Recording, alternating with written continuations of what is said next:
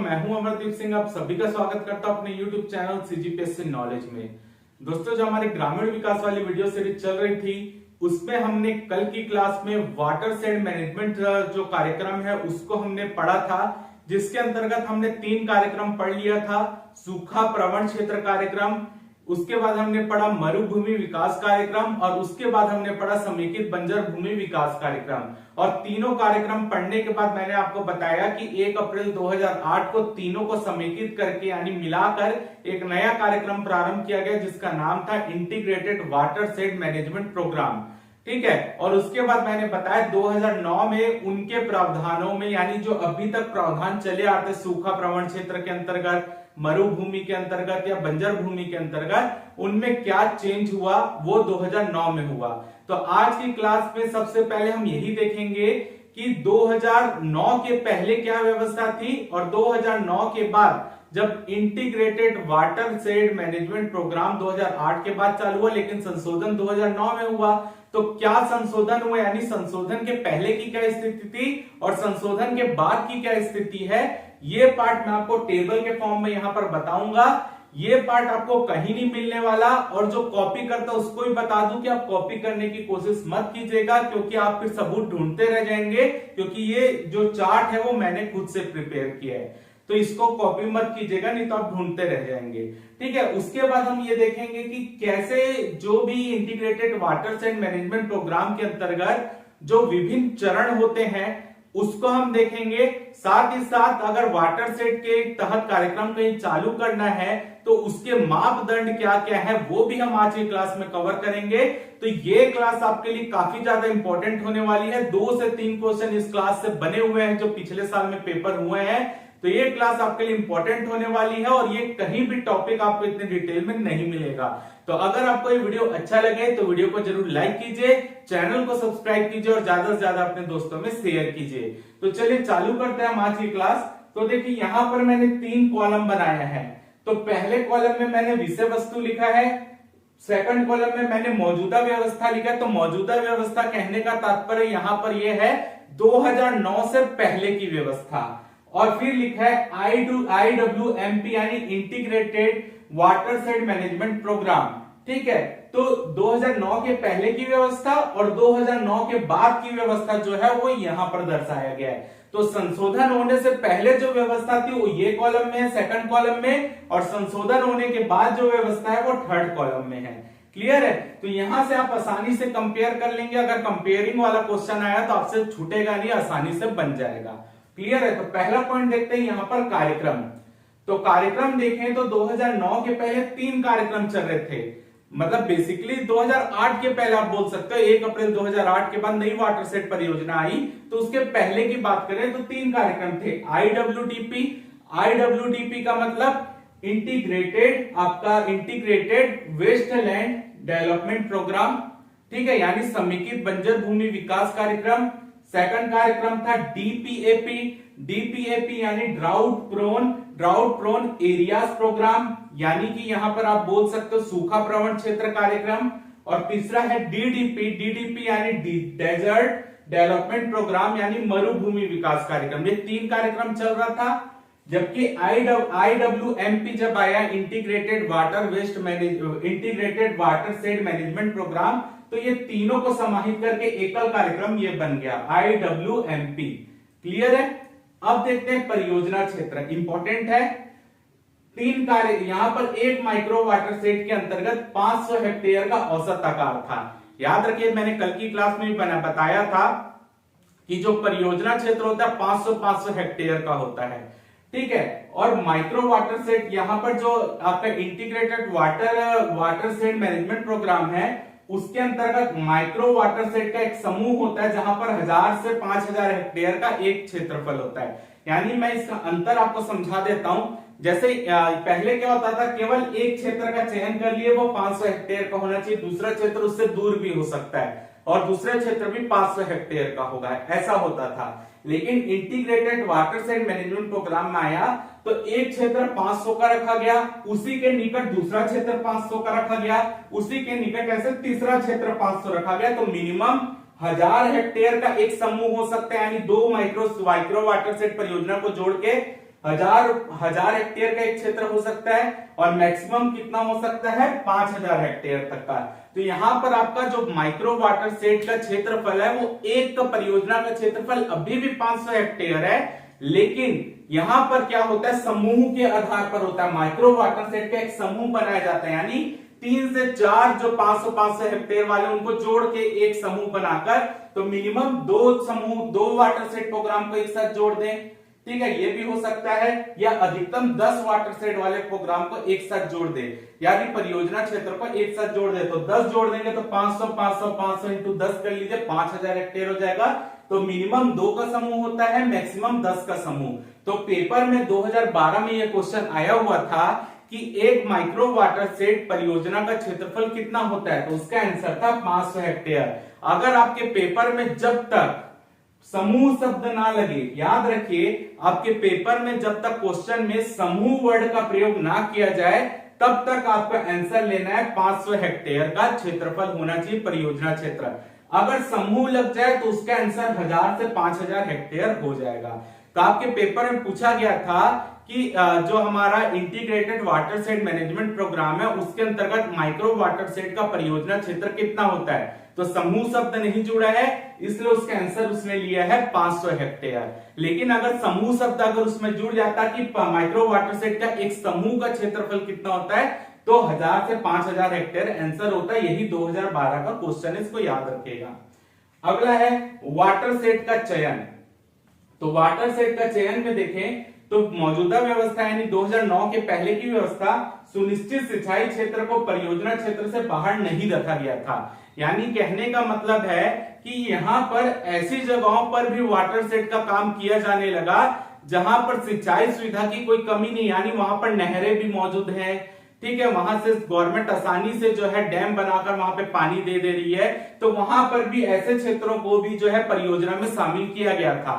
लेकिन integrated watershed management programme आया तो उसको परियोजना क्षेत्र से बाहर कर दिया गया, यानी जो सुनिश्चित सिंचाई क्षेत्र को अगर हम देखें वो परियोजना क्षेत्र से बाहर था। यानी इसमें ऐसी जगह जहां पर सिंचाई सुविधाएं पहले से ही मौजूद है, अब वो इस वाटर सेट प्रोग्राम के अंतर्गत शामिल नहीं है, ठीक है, पहले थी अब नहीं है। ये क्वेश्चन है 2017 का वीडियो का, ठीक है, जिसमें पूछा गया था कि इनमें से क्या वाटर सेट मैनेजमेंट प्रोग्राम के अंतर्गत जो है प्राथमिकता नहीं है, तो ठीक है, या उसमें प्राथमिकता है पूछा था, एक पॉइंट अलग कर दिया था। तो ये जो था उसमें ये लिखा था कि सुनिश्चित सिंचाई क्षेत्र को परियोजना क्षेत्र के अंतर्गत लाया जाएगा, लेकिन इसके अंतर्गत नहीं लाया जाता, तो ये याद रखिएगा। क्लियर है, तो याद रखिएगा पहले लाया जाता था, यानी सुनिश्चित सिंचाई क्षेत्र को परियोजना क्षेत्र के अंदर रखा जा सकता था, लेकिन अभी पूरी तरीके से बाहर कर दिया गया है। इसको मैं अभी मापदंड पढ़ाऊंगा तो उसमें भी ये रिपीट होगा।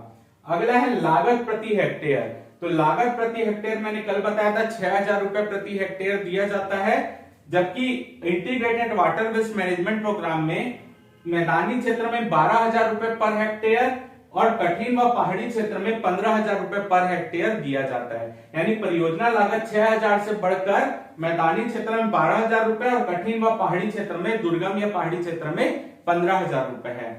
अगला देखते हैं केंद्र राज्य भागीदारी। केंद्र राज्य भागीदारी देखें तो इसमें डीडीएपी और डीडीपी यानी आपका जो सूखा प्रवण क्षेत्र कार्यक्रम था और सेकंड हमने पढ़ा था मरुभूमि विकास कार्यक्रम, दोनों के अंतर्गत केंद्र राज्य की भागीदारी 75-25 हो गई थी अंतिम रूप से। और आईडब्ल्यूडीपी यानी जो आपका समेकित बंजर भूमि विकास कार्यक्रम था उसमें हमने देखा था 6000 रुपए पर हेक्टेयर देते थे, तो 5500 रुपए केंद्र सरकार देती थी और राज्य सरकार 500 रुपए देती थी। तो वो रेशियो निकाले तो 92:8 का रेशियो आता है, यानी 92 केंद्र सरकार की हिस्सेदारी थी और 8% राज्य सरकार की हिस्सेदारी थी। लेकिन अभी अगर हम बात करें integrated water waste management programme, integrated watershed management programme के अंतर्गत, तो ये हिस्सेदारी केंद्र और राज्य की 90:10 की हो गई है। तो याद रखिएगा 90:10 की अभी वर्तमान में भागीदारी चल रही है। अगर हम किस्तों की संख्या देखें तो जो पुराना कार्यक्रम था उसके अंतर्गत जो पैसे जारी होते थे वो 5 किस्त में होते थे, जबकि नए प्रोग्राम के अंतर्गत जो पैसे जारी होते हैं वो 3 किस्त में होते हैं।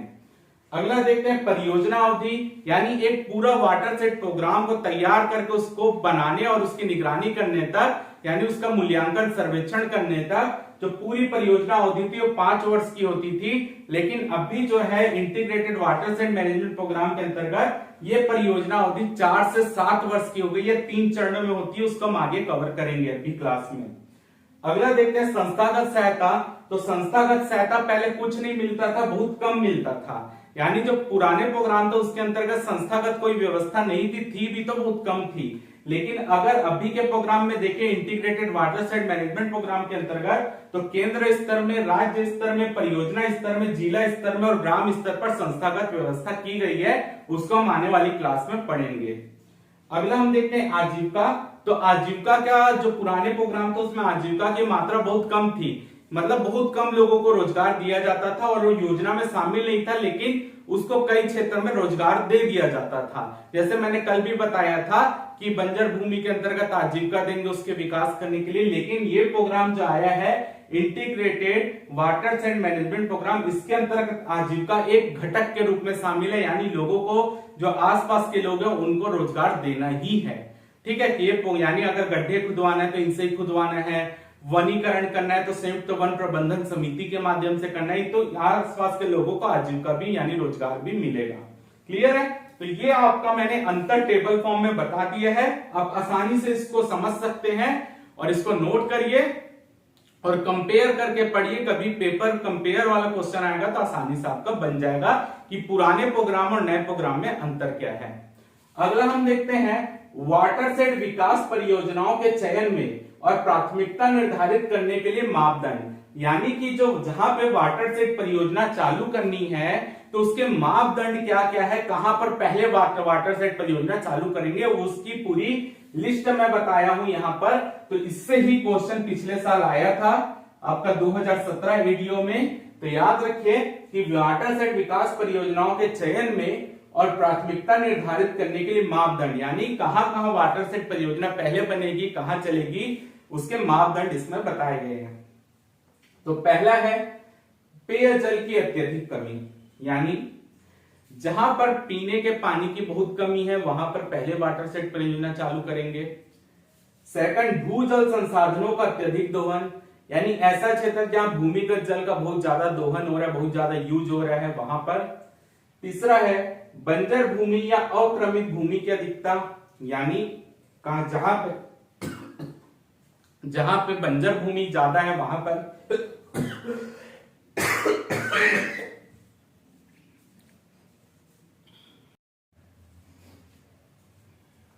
सॉरी, थोड़ा सा तबियत थोड़ा सा ठीक नहीं है तो उसको कंटिन्यू करते हैं। तीसरा पॉइंट था बंजर भूमि या अक्रमित भूमि की अधिकता, यानी ऐसा क्षेत्र जहां पर बंजर भूमि ज्यादा है उसको वहां पे वाटर सेट परियोजना पहले चालू करेंगे। अगला, पहले ही विकसित या सुधार किए जा चुके किसी अन्य वाटर सेट के साथ निकटता, यानी जैसे कि मैंने आपको बताया कि यहाँ पर समूह पर काम होता है, तो जो वाटर सेट आसपास हैं उनको समूह के आधार पर विकसित करना है। तो वाटर सेट परियोजना जो है वहीं पर चालू कर रहे हैं अभी, जहां उसके आसपास के क्षेत्र में वाटर सेट कार्यक्रम पहले से चल रहा है और उसकी मरम्मत की गई है या उसकी निकटता के आधार पर कार्यक्रम हो रहा है। अगला है स्वैच्छिक रूप से योगदान करने, लाभों का समान वितरण करने तथा सृजित की गई परिसंपत्तियों के संचालन व रख रखाव हेतु ग्रामीण समुदाय की सहमति होना, यानी कि अगर कहीं पर हमको वाटर सेट का कार्यक्रम चालू करना है, जैसे मान लीजिए हमको डैम ही बनाना है, तो आसपास के गांव खाली कराने पड़ते हैं डैम बनाने के लिए, क्योंकि वो जो है वो डूब जाएगा पानी वहां पर, मतलब गांव डूब जाएगा। ठीक है, अगर हमको वही सब बोल रहा है कि अगर हमको वाटर सेट कार्यक्रम चालू करने हैं, जहां पे वाटर सेट का कार्यक्रम करना है, तो आसपास के स्थानीय लोग से पहले परमिशन लेंगे। अगर वो परमिशन स्वैच्छिक रूप से दे रहे हैं, यानी अपनी इच्छा से दे रहे हैं, तभी वहां पर वाटर सेट का कार्यक्रम चालू होगा और उनको कहीं पे दूसरी जगह पुनर्वासित कर दिया जाएगा। तो यहाँ पर और उन्हीं को जो है आसपास के लोगों को ही इस वाटर सेट के रख रखाव की जिम्मेदारी ग्रामीण समुदाय को दे दी जाएगी, चाहे वो स्व सहायता समूह हो या कोई भी संगठन हो, उनको दे देंगे। अगला है SC/ST का अनुपात, यानी अनुसूचित जाति अनुसूचित जनजाति का अनुपात देखा जाएगा आसपास वाटर सेट योजना के लिए। अगला, परियोजना का क्षेत्र सुनिश्चित सिंचाई के अंतर्गत शामिल नहीं होना चाहिए, यानी कि यही पॉइंट था कि जहां पर वाटर सेट कार्यक्रम होगा वहां पर जो है जो सुनिश्चित सिंचाई क्षेत्र यानी जहां पर सिंचाई सुविधा पहले से उपलब्ध है उसको इस योजना में शामिल नहीं करेंगे उस क्षेत्र को।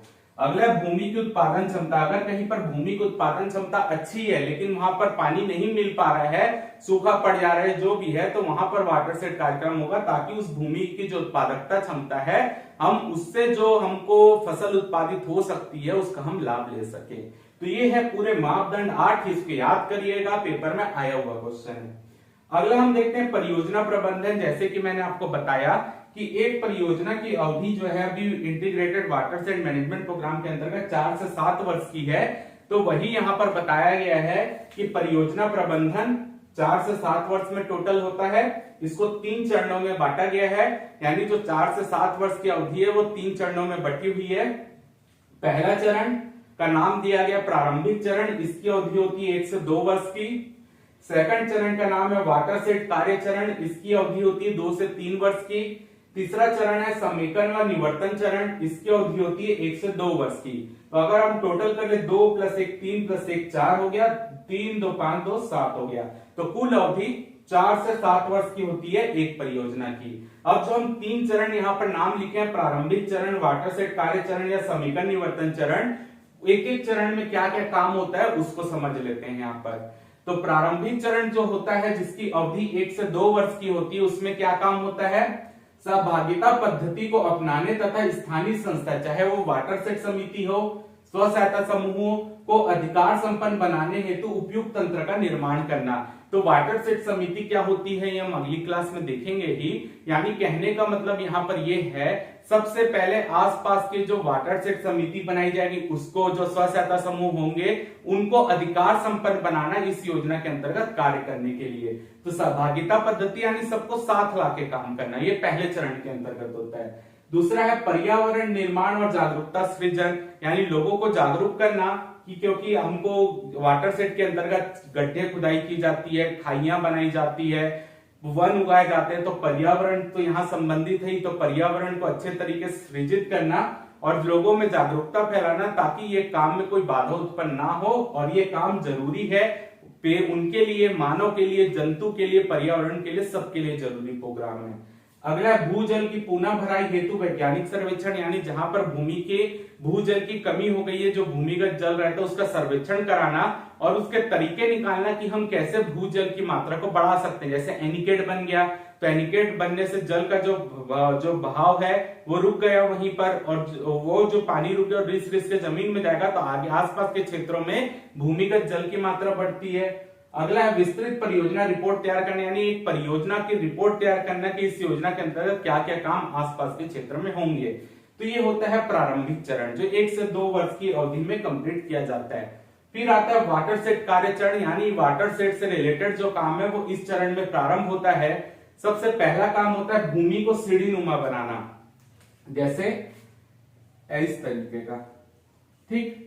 इसका फायदा क्या होता है, देखिए आप एक एग्जांपल देखिए, आप एक चित्रकूट जलप्रपात देखिए और आप देख लीजिए आपका तीरथगढ़ जलप्रपात। चित्रकूट जलप्रपात कैसे, पानी गिर रहा है वो सीधा जाके जमीन में नीचे जा रहा है, लेकिन जो तीरथगढ़ जलप्रपात है वो सीढ़ी नुमा है, यानी पानी ऐसे करके बहाव के साथ ऐसे जाता है, ठीक है। तो इससे फायदा क्या होता है, अगर चित्रकूट जलप्रपात देखेंगे तो उसकी गहराई नीचे ज्यादा होगी, क्योंकि भूमि को वो ज्यादा दबाव डाल के अंदर गड्ढा करेगा पानी, क्योंकि काफी ऊंचाई से गिर रहा है तो पानी का बहाव जो होगा वो काफी तेज होगा, तो नीचे का जो एरिया होगा वो काफी ज्यादा गहरा होगा। लेकिन तीरथगढ़ जलप्रपात की बात करें तो वो सीढ़ी नुमा, यहाँ पर क्या होता है कि पानी यहाँ पर गहरा जरूर हो सकता है लेकिन अंदर जो है वो कटाव पैदा नहीं करेगा, क्योंकि पानी आराम से ऐसे उसका बहाव की जो गति वो कम हो जाती है, ठीक है। तो नॉर्मल अगर आप किसी ऊपर से ऐसे फॉल कीजिए कोई भी पानी, तो एकदम सीधा नीचे जाएगा तो उसकी गति बहुत तेज होगी, तो कटाव नीचे ज्यादा करेगा। लेकिन सीढ़ी नुमा होगा तो पानी का बहाव कम हो जाता है, तो पानी का बहाव कम होगा तो पानी यहाँ से रुक रुक के नीचे जाएगा, तो यहाँ पर कहीं ना कहीं पानी नीचे के जमीन पर भी जाने लगेगा। बहाव कम होगा तो नीचे कटाव कम होगा, कटाव कम होगा तो पानी का जल भराव यहाँ पर अच्छा हो जाएगा। क्लियर है। तो याद रखिएगा कि यहाँ पर जो है भूमि को सीढ़ी नुमा बना रहे हैं। भूमि को सीढ़ी नुमा बनाने का कारण ही यही है कि आप जो पानी है वो उसकी बहाव जो है, क्योंकि अगर तेजी से पानी नीचे जाएगा तो उसका बहाव नीचे बहुत तेज हो जाएगा और जो पानी हमको वहां पे स्टोर करना है वो स्टोर ना होकर पानी तेजी से बह जाएगा।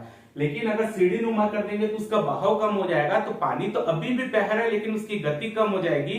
तो गति कम हो गई तो धीरे धीरे पानी, जो गति कम होने के कारण कहीं कहीं पे रुक रुक के पानी आगे बढ़ेगा, तो पानी आसानी से भूमिगत जल की मात्रा बढ़ा देगा। अगला वनस्पति का आच्छादन करना, घास उगाना, पेड़ उगाना, वही सब है आसपास के क्षेत्रों में। कल मैंने समझाया हुआ इसको। खाइया खोदना, जैसे कि मैंने बताया था कि पानी अलग अलग जगह जा रहा है, उसको एक जगह लाकर स्टोर करना है, यानी जो उनका बहाव अलग अलग जगह जाके अलग अलग जगह मिल रहा था उसको एक जगह ले आना। तो एक जगह लाने के लिए नीचे खाई खोदना पड़ेगा, तभी तो खाई खोद के पानी पूरी जगह स्टोर हो, एक ही जगह में जाके गिरेगा। अगला एनीकेट बनाना, ये मैं समझा दिया हूं। गांव में तालाब निर्माण व मत्स्य पालन करना, गांव में तालाब का निर्माण होगा तो वहां पे जो लोग हैं आसपास के, उनको मछली पालन करने के लिए वहां पर प्रोत्साहित करेंगे ताकि मछली पालन करके वो अपनी आजीविका भी चला सके। तो ये वाटर सेट कार्य चरण होता है जिसकी अवधि 2 से 3 वर्ष की होती है। और आखिरी चरण है समेकन व निवर्तन चरण। समेकन व निवर्तन चरण में जो ये काम पूरे हो चुके हैं उसकी आप बोल लीजिए निगरानी करेंगे कि ये काम वास्तविक रूप से पूरा हुआ है कि नहीं, उसकी रिपोर्ट तैयार कर लेंगे और रिपोर्ट के आधार पर जो पूर्ण रूप रिपोर्ट है गवर्नमेंट को भेज दी जाएगी। और अगर कोई काम बचा हुआ है तो उसकी अवधि 1 से 2 वर्ष की होती है। इस 1 से 2 वर्ष की अवधि में जो बचे हुए काम है उसको पूरा कर लेंगे।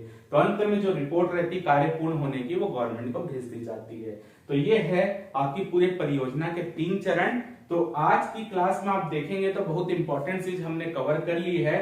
टेबल भी कवर कर लिया, उसके मापदंड भी देख लिए, चरण भी देख लिए। आने वाली क्लास में इसको और आगे पढ़ाएंगे। ग्राम स्तर में वाटर सेट समितियां क्या काम करती है वो सब पूरा पाठ हम देखेंगे, जो पेपर में भी आया हुआ है। तो आप इसका स्क्रीनशॉट ले लीजिए।